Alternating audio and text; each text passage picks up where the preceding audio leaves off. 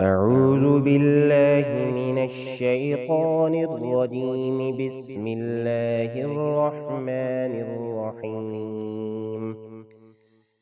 هل أتاك حديث الغاشية؟ وجوه يومئذ خاشعة عاملة ناصبة تصلى نارا حامية تسقى من عين آنية ليس لهم طعام إلا من ضريع لا يسمن ولا يغني من جوع.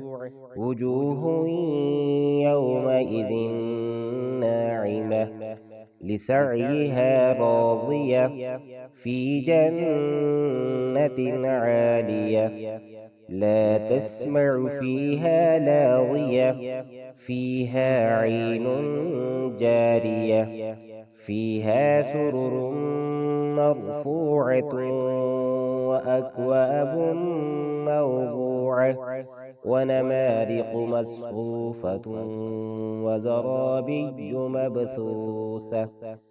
أفلا ينظرون إلى الإبل كيف خلقت وإلى السماء كيف رفعت وإلى الجبال كيف نصبت وإلى الأرض كيف سطحت.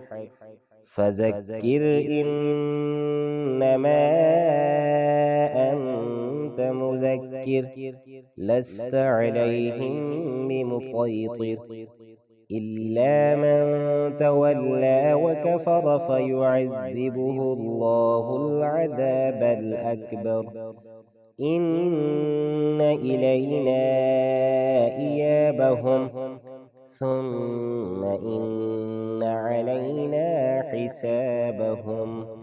صدق الله العظيم.